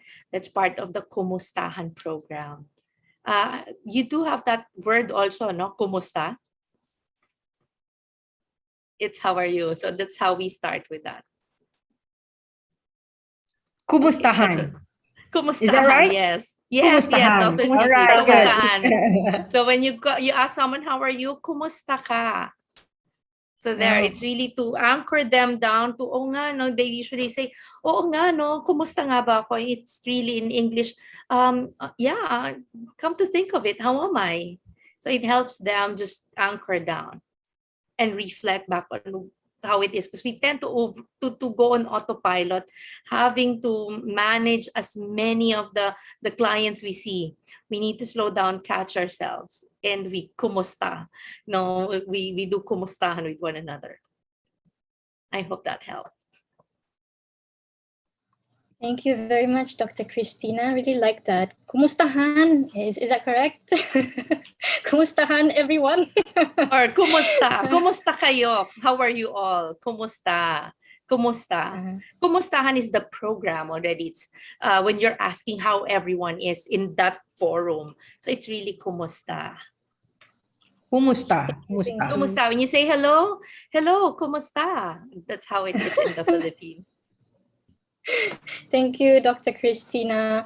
Okay, so I think we are about less than half an hour until the end of the session. So we'll move on to the next sub-theme, which is about best practices. And I feel that this will be very beneficial for our viewers, especially learning from each other. We're already learning from each other before this. So going on to the participants' question from Slido. And again, I just want to repeat, after this, I will open the floor again for a live question. So you can please be prepared as well. So the question is for Hajah Nora. As mental health professionals, can you tell us how we can have boundaries while working home with different roles? So this is more of an individual kind of approach, how we can best approach working from home. Okay. Sorry. Thank you so much for the question. Of course, when we work from home now, everything is in our room. Okay. I mean, especially for students, I have a lot of students asking me this. how can we set the boundaries? Because when you wake up, it's your bed, your laptop is just there, and then you do your work, you want to rest, and then you just lay down how you wish. Yeah. So it's good to have the boundaries where you have your workspace, not in your bedroom. So maybe you can set up outside because a lot of people have different houses. I mean, like different types of houses where they have big families, small families. So this also actually can affect how you want to have the boundaries is. So, but I can recommend that maybe in the living room or a space, just for a small space for yourself, so that you know that okay, tomorrow I have to go to school, I have to study online, so I have to go to the living room, so that you don't just wake up and open your laptop straight away. So you know that you still have to brush your teeth. Okay, I know some people maybe still in their pajamas for the studies and working from home. So yeah, it's good to have a space where it's very calm, because a lot of people, some people they like to have a messy place. So maybe a table, where you put your bottle, a little bit of flowers, and maybe lavender or anything that smells good as well. So it can actually help you to set that boundary. So that is what I can share. Don't work inside your bedroom, because that is where you sleep. Okay, thank you so much, Limato. Thank you, Hajah Nora. I hope that is helpful for all our viewers, especially since now everyone is working from home or even studying from home. So please remember that you need to take care of yourself first as well in order to be more productive at home. Now I will open the floor to our audience. Anyone here would like to ask a question live? You may raise up your hand. Or if you have any comments or thoughts you want to share so far, please do so. Anyone?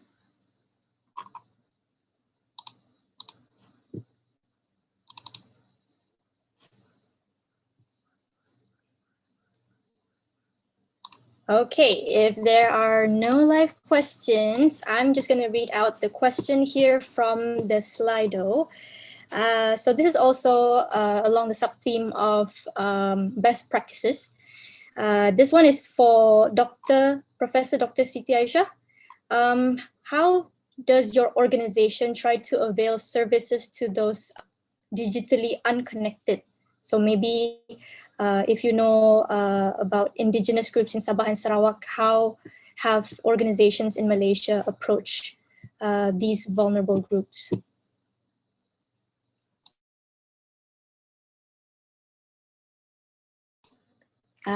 Professor Doctor, I think you are still muted.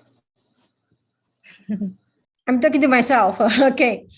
If you can share slides, okay, no problem. Or later, that one of the biggest initiative that was just launched by our Prime Minister with the campaign of Keluarga Malaysia that was launched last night at Sarawak. All right, why we choose Sarawak? Sarawak is the area you just mentioned just now, like Sabah and Sarawak, those areas that has a very limited access of internet and things like that, and they are very much affected, especially when you experience this. So this Keluarga Malaysia campaign by our Prime Minister is the biggest campaign so far that we focus on this who cannot access this internet. We do give priorities as Satu Malaysia. We do give priority those who are in need most. All right. So various initiative given, especially for those in Sabah and Sarawak. So last night, our Prime Minister went there and launching this program. And definitely, as I mentioned earlier of our presentation, the group B40 and M40, those not only that because of the internet is not there, even if there is internet, they don't have income to buy data. So these are those vulnerable, and these are the people's first we will give special attention to them. The government give special attention to them, those who cannot reach internet, and those who even there is internet but they do not have enough financial to buy them. They are most vulnerable, and these are the people that the government give various initiative that like it will be not enough time to explain, but I do give the link. If you are interested, you can just watch the video of what the government give for the initiative, helping those who cannot reach out for the internet, and those who are very, very vulnerable because of their income as well. Yeah. Thank you, Professor Dr. Siti Aisyah. Can I just proceed a little bit on yes. asking about what is my my NGO or myself or my organizations, right? So just now I mentioned when I share some slides of our activities. So what is my NGO? And my FOCARE stand is an alliance of NGOs who are concerned about orphans and widowers. And you can listen to my talk as well. And what is our visions of FOCARE is a leading collaborators between NGOs and government agencies. We believe that we cannot work alone. We have to work together with government agencies for development and well-being of orphans and widowers. We do not focus on only the orphans, the widower, they need help as well. So what is our mission is actualizing the potential of the orphans and widowers through strengthening the role of their heirs as foster families, voluntarily and altruistically. We do not want, that is the last option, to put these children, this orphan in an orphanage home. All right, studies indicate, research indicate that those who are staying in the orphanage home are most vulnerable, or their mental health is actually most critical and vulnerable. So that will be the last option. We want each child to have a family, and we want each siblings to stay together in a home. So we want their heirs, sanak saudara in Malay we say that, right? The next of kin to take care of their beloved niece and nephews. Do not put them in their orphanage. That would be the last hope that we want to help them. So this is what our FOCARE are doing. We want to make sure that the next of kin, please take the responsibility. The NGOs, the government will support, but those kids are your niece and nephews. You are most responsible, and we are here to support you, inshallah. That's all I want to share for now. Wow, thank you. Thank you so much, Professor Dr. Siti Aisyah. That question on the digitally unconnected, it's actually resonated by a lot of Brunei participants as well. Like for example, YB Khairunisa mentioned it's the same in Brunei, no devices and no data. Similar situation Kampung Air as well, as mentioned by Abu Zar. And it's good that you mentioned how next of kin and our own family members play an important role in actually helping each other. Like you said, NGO, government can help, but I think our family members are the closest to us that can actually provide help as well. So I think it also starts in education, how we can together support each other for our mental health. And then before, we only have about 15 minutes, about 15 minutes before the end of the session. So I think I wanna combine the questions from Slido by the participants with the question that I'm supposed to ask. So basically, my final question is for all of the speakers. What would you advise the average everyday person on how they can help those with mental health challenges? Where can and how should they start? how can viewers support our frontliners, volunteers, and all these vulnerable groups? For example, just to add on questions from the audience, for example, this is to Hajah Nora. As we know, we have a lot of challenges in Brunei, but what do we really need in Brunei? So what can we do as Bruneians, as people in the Philippines, in Malaysians? What can we do together? And another one is, can we rely on 16 personality tests? So this, again, on individual level, to identify our personality. So you can choose to answer any of those questions. Basically something that the audience can take from here lah, and what actions can they take. Maybe we can start with Hajah Nora. Okay. Thank you so much, Salimato, and also for the question. Yeah, of course, I would say that we all are going through a tough time, right? And people help us through them. Other times, we have been worried about other people's mental health as well, because not everyone who's wearing nice, always looking good is okay, but maybe deep inside they are not okay. Yeah. So sometimes, yeah, it's obvious that someone is going through a hard time when there's no simple way of knowing if they have a mental health problem. Okay, sometimes you don't need to know. It's more important to respond sensitively to someone who seems troubled than to find out whether or not they have a diagnosis. All right. So how can we help our colleague, our families, our relatives? Yeah. First, talking about mental health. If you're worried about someone, it can be difficult. We don't know what to do. I asked them to go for a counseling help. They doesn't want to go. So if you are aware about their sensitive issues, it's important to wait.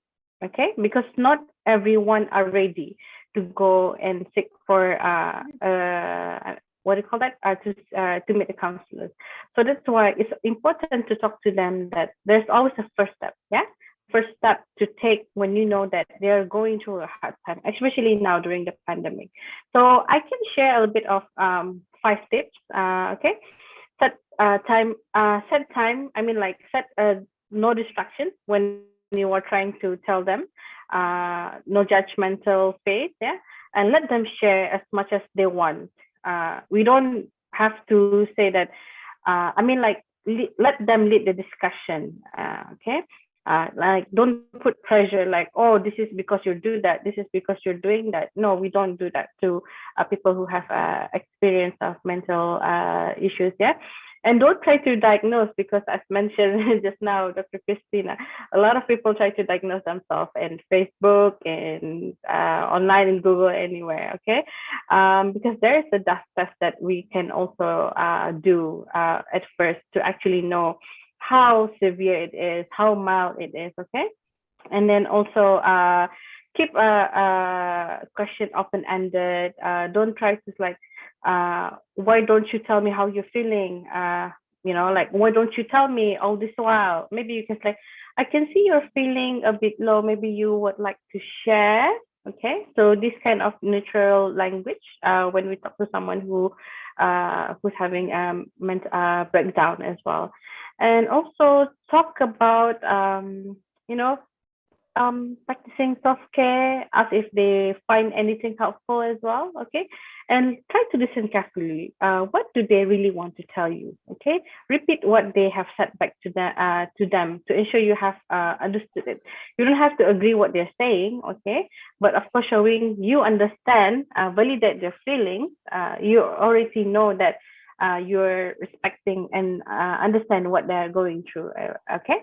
So yeah, of course, like I said, of course, definitely offer them to seek professional help, okay? And provide information, because different, Philippines have different organization, yeah? And in Malaysia, they have also a different organization where they can seek for help. So yeah, I think that's all I can share. Thank you so much. Does it answer the question? Yes, absolutely. We even have a question here. What if they don't want to share, from Jia Cheng? So perhaps other panel speakers can also share about this. And also just to remind as well, we have about 12 minutes before our session ends. So perhaps if you have, if our panel speakers have anything else to share, you can also take this opportunity before we end the time. Thank you. Maybe who would like to go first? Professor Dr. Stasha or Yes, Dr. please. Yeah. Okay. Can I? Yeah. Yes. Can you share the screen of our next program? That this is our collaboration with Michigan State University, USA, and international speakers. There are about 15 international speakers and about 12 or 13 of Malaysian speakers who were together. I appreciate if you can share the screen on this program so that you can you can see, and then you can have that. All right. These okay. And I also can share some of the registration or maybe something like that. No, it's not share. Can someone share for me? Okay, I'm not good at sharing, but if you want me to share, I can try share screen, but I will share at the message. All right. No, no, you have to unshare this and then share another one. Or can I do myself? But I do share the registration form. You can check from that. You will have the program. This is a international global Muslim mental health conference congress. As I mentioned, is for mental health and family well-being. Organized by me as the director of the program with collaboration with Ministry of Religious Affairs and collaboration with, yes, exactly this one, right? Global Congress of Muslim Mental Health for Family Wellbeing, Revival of Islamic Systemic Family Therapy. So this is a joint program by Ministry of Religious Affairs. Definitely Islamic perspective is very important. So this is the systemic approach of family therapy is very important, no matter what's the problem. As many respondents in the participants said, a family campus, yes, family campus. Therefore, we focus on a systemic approach. If understand that in helping mental health, we are living in a system. All right, we cannot help a person without taking care of the environment of that particular person. So this is our emphasis of how to handle mental health, especially for Muslim. We want family members, and we want to revive the family therapy of engaging the professional and asatiza or the clergy together, so that it will be more holistic help for mental health. This is what I want to share, and I believe this will be very, very beneficial. Please join us, and I've shared the registration form in the chat room. You can click and you can register. It is limited to 1,000 participants for all over the world. We have, as I mentioned, that we have 15 speakers from USA, from United Kingdom, from Saudi Arabia, from many parts of the world as well. Brunei and definitely Indonesia. And next time I will invite from Philippines as well, inshallah. All right. Okay, thank you for giving me the opportunity to share. And I think I will leave the floor to the rest of you. Thanks a lot for inviting me and allow me to share my concern and my opinion.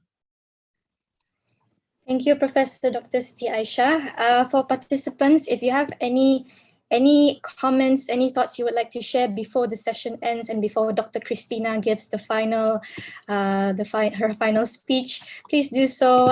Make use of the chat box. So, Dr. Christina, perhaps you can close off with what sort of advice you can give to our participants and how they can contribute to helping the mental health system within their own communities. Well, we do have different experiences, yet we do have shared experiences. And I'd like to focus on that, considering that the pandemic has been a game changer and has also brought us together in some sense, because we're experiencing basically the same challenges. That right now, maybe my best advice is let's all recognize that we can be subjected to some mental health challenges. Therefore, it's best that maybe we start looking inwards. This afternoon and the rest of the previous sessions we've had, that the organizers had, I'm pretty sure pulled you back in, help you anchor in and reflect on where you are at this point. It helps that we start being mindful of where we are. And I hope from there, we are able to recognize that, number one, early detection is key. Like with any other frontliner, it's very important that right now, if you're feeling like you're experiencing some sort of mental health discomfort, your coping mechanisms doesn't seem to be working anymore. What makes you happy isn't making you happy anymore. Or that even if even your own motivation and zest for life is already being affected, might be a good time for you to start looking inwards already and see when, and be open to the fact that maybe you might need help from others. You need to reconnect with others, especially now that we're all physically disconnected. Still, we are on partial lockdown still in the country, where we went down to alert level number 3. We went through different kind of quarantine setups here in the country. But what we do recognize is that we've been chronically exposed to stress in more than a year of being exposed to the pandemic.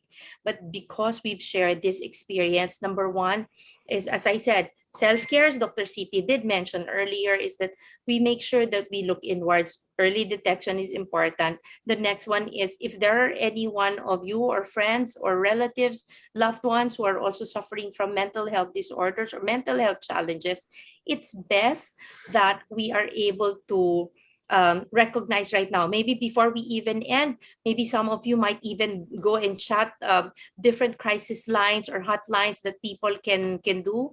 This is usually what we do when we end our webinars, is that we share resources on what and where and which services we can tap in times when you need to refer people there. Because in the country, although yes, we also have internet connectivity problems, we do have a lot of provinces who do not even have that. Is we had to make our telephone lines, because most families anyway have their cell phones. So we do have tele and web counseling. We do have the 24/7. Several organizations already put it up, including our National Center for Mental Health. InTouch has both a crisis line for the public and a helpline for our existing corporate clients. So I hope this is also something that you can just share among one another, among professionals, which resources are available, so that it's something that anyone and everyone can tap if there will be needs. So I guess that's just two things, self and others. So thank you for having me this afternoon. Thank you. Thank you very much, Dr. Christina. Such a nice wrap up as well for our session. So we're left with 4 minutes. So we're gonna end the session soon. But I would like to take this opportunity to thank our amazing line of speakers for the very insightful and fruitful session. I'm very sure the participants have learned a lot, as much I'm sure I did as well. And I would like to also thank you, the participants, to all the participants, for the questions, for the comments, reactions, especially shout out to Haji Abuzar as well for the live question. Thank you for your courage. I hope more participants can be more engaged and brave as you age. Anyway, I think what I took away from this whole session, I think the first one is from Hajah Nora, where self-care is very important, you know, the importance of looking inwards, and how early detection is very important. And then secondly, about the importance of family, how family is the center of care, the next of kin, the important role of it, the next of kin. And last but not least, I'm still not sure if I pronounce this right. Kumusta ha? How it's important to slow down and also anchor yourself before anything else. So I think I will pass this on to the MC. Thank you so much, everyone. Assalamualaikum warahmatullahi wabarakatuh, and stay safe. Waalaikumsalam warahmatullahi wabarakatuh. Thank you to Pengiran Salimatul Sa'da, Binti Pengiran Saleh, as moderator, as well as our international and local speakers for giving us an insight to our common mental health struggles within Southeast Asia and what we can do to move forward.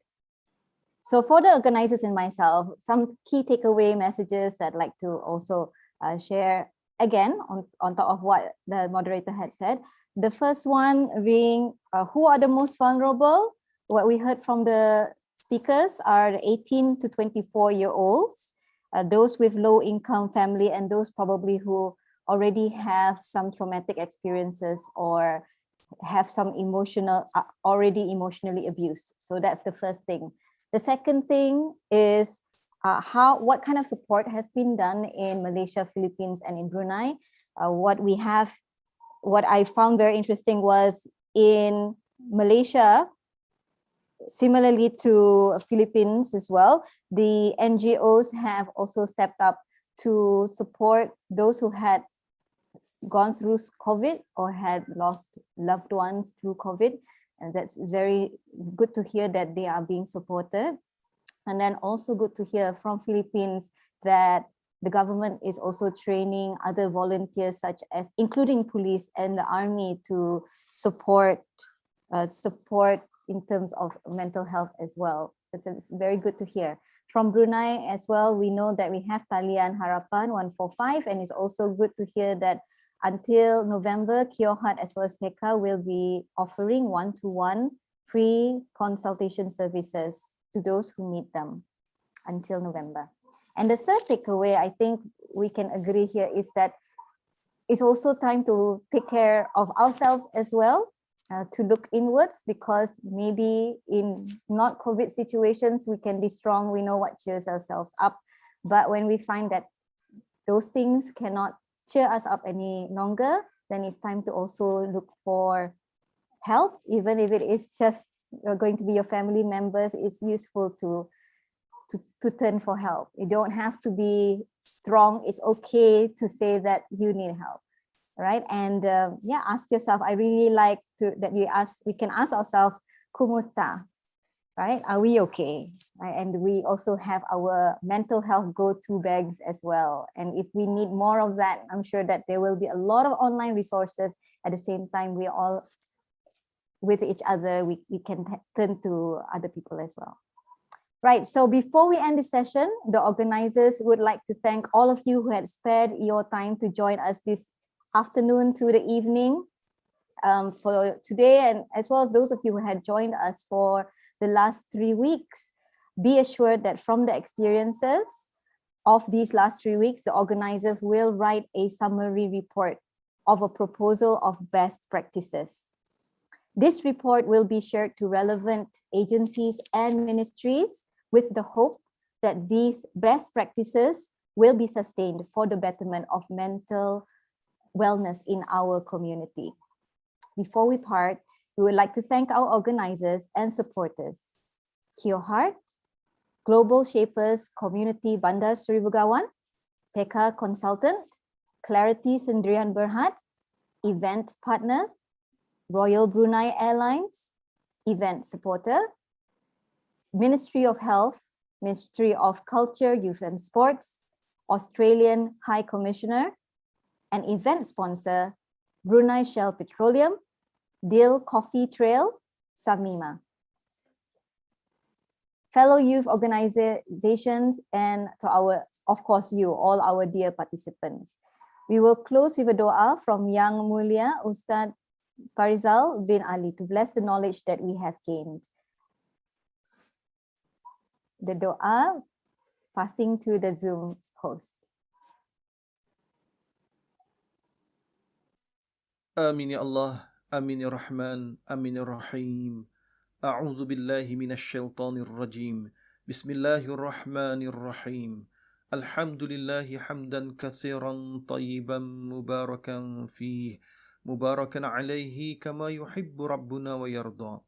اللهم صل وسلم على سيدنا محمد ذي القدر العظيم وعلى آل نبي الله العظيم وعلى أصحابه العظام.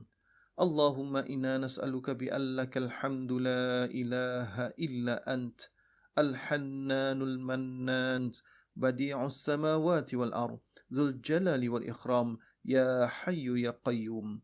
اللهم ألف بين قلوبنا على الخير وأصلح ذات بيننا واهدنا سبل السلام ونجنا من الظلمات إلى النور وجنبنا فواحش ما ظهر منها وما بطن. اللهم رب جبريل وميكائيل وإسرافيل فاطر السماوات والأرض عالم الغيب والشهادة أنت تحكم بين عبادك فيما كانوا فيه يختلفون اهدنا لما اختلف فيه من الحق بإذنك إنك تهدي من تشاء إلى صراط مستقيم. اللهم بارك لنا في أسماعنا وأبصارنا وقلوبنا وأزواجنا وأرزاقنا وآرائنا في مجلسنا هذا وتب علينا إنك أنت التواب الرحيم واجعلنا شاكرين لنعمتك مثنين بها قابلين بها وأتمها علينا. اللهم إنا نسألك خير هذا المجلس وبركته أوله وخير ما بعده ونعوذ بك من شره وآفاته أوله وآخره وما بعده. اللهم إنا نعوذ بك من شرور أنفسنا ومن سيئات أعمالنا. اللهم أرنا الحق حقا وارزقنا اتباعه وأرنا الباطل باطلا وارزقنا اجتنابه. اللهم الطف بنا في تيسير كل عسير فإن تيسير كل عسير عليك يسير. اللهم طهر قلوبنا من النفاق وأعمالنا من الرياء وألسنتنا من الكذب وأعيننا من الخيانة فإنك تعلم خائنة الأعين وما تخفي الصدور. اللهم إنا نسألك بأسمائك الحسنى وصفاتك العظمى وكلماتك التامة أن تلحظ بعين عنايتك ربانية وتحفظ بحفظ وقايتك الصمدانية. Kebawah duli yang maha mulia Pedukas Seri Baginda Sultan Haji Hasan al-Bulqiyah Mu'izzaddin wad Daulah Ibni Al-Marhum Sultan Haji Umar Ali Saifuddin Sa'adul Khairi Waddin Sultan dan yang di-Pertuan Negara Brunei Darussalam. Allahumma fazhu fi nafsihi wa ahlihi wa awladihi wa ra'iyatihi ajma'in. Allahumma adimhu mutamatti'an bitulil baqa متوجا بتيجان الصحات والحنى. اللهم عدل عمره مصلحا للموظفين والرعية والبلاد وبلغ مقاصده لطريق الهدى والرشاد. اللهم اجعل مملكته negara Brunei Darussalam معمورة بالتقدم والسلام والعدل والصلاة والبركة بين الأنام والرخاء والأمن والنصر وسائر بلاد الإسلام. اللهم اجعل جمعنا هذا جمعا مرحوما وتفرقنا من بعده تفرقا معصوما ولا تجعل اللهم فينا ولا معنا ولا من يتبعنا شقيا ولا محروما ولا مطرودا. ربنا آتنا في الدنيا حسنة وفي الآخرة حسنة وقنا عذاب النار. وصلى الله على سيدنا محمد وعلى آله وصحبه وسلم والحمد لله رب العالمين. Amin amin ya rabbal alamin. Wabillahi taufiq wal hidayah. Wassalamualaikum warahmatullahi wabarakatuh. Take care of each other and take care of your mental health. Have a good evening, everybody.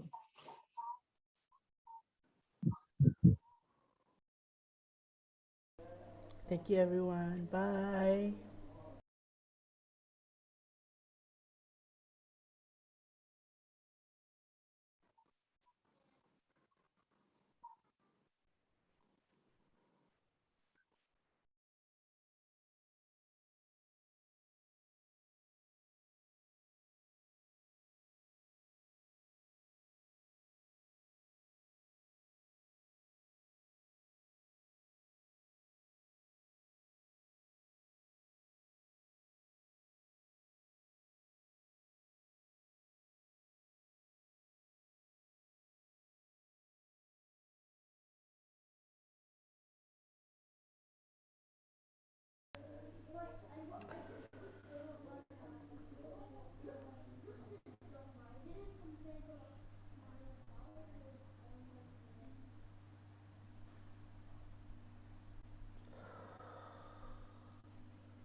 That was such a...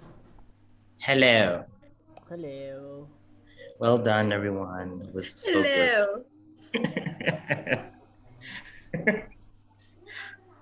That was so great. Thank you for taking that up, Haji Bujar.